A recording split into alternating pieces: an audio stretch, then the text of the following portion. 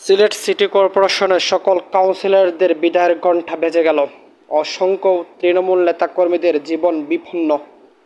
সিলেটে কালো নৌকার উড়ে এসে জুড়ে বসা আনোয়ারুজ্জামান চৌধুরীর স্থান পরিবর্তনের পর সিলেট তৃণমূল নেতাকর্মীদের 12টা বাজিয়েছেন কে? ভিন্ন উপজেলায় 88 জনের নামে মামলা।